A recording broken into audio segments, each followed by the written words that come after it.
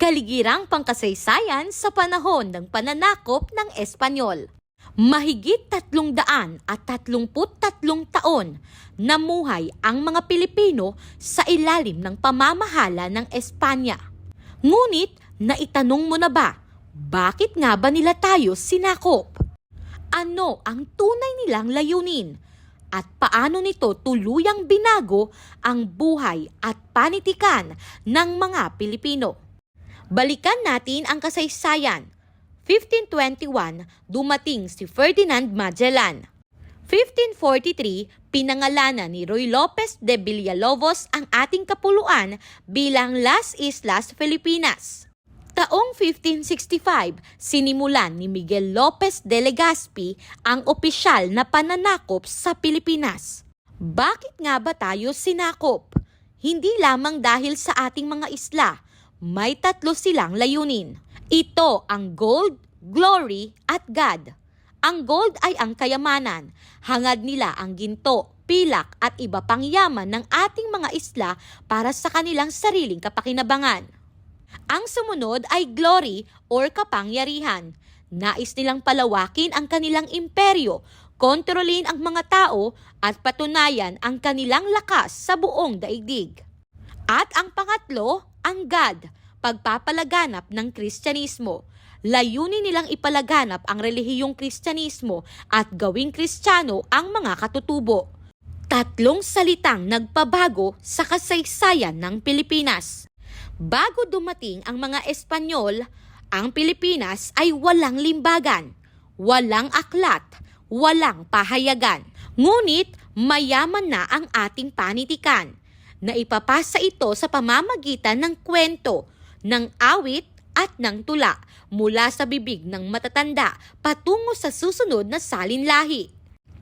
Ngunit pagdating o pagkatapos ng pananakop ng mga Espanyol, nagbago ang paraan ng pagsusulat na ipakilala ang alpabetong Romano, nauso ang mga nakalimbag na aklat at nagsimulang maisulat ang mga akdang dati pasalita lamang.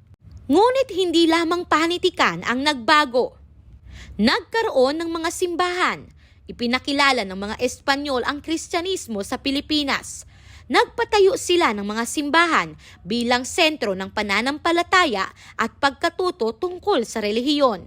Nagpatayo rin sila ng mga paaralan.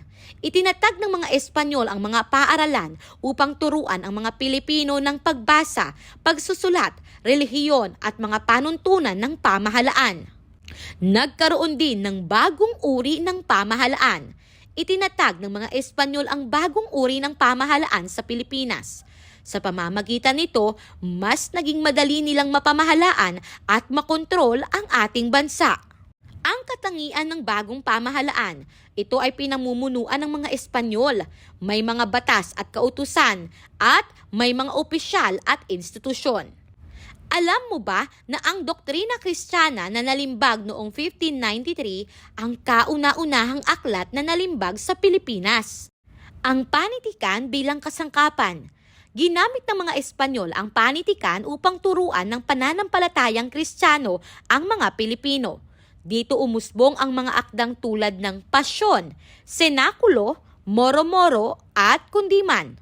Ang panitikang ito ay naging paraan upang maipalaganap ang aral ng Kristyanismo at maimpluwensyahan ang isipan at kalooban ng mga Pilipino noon.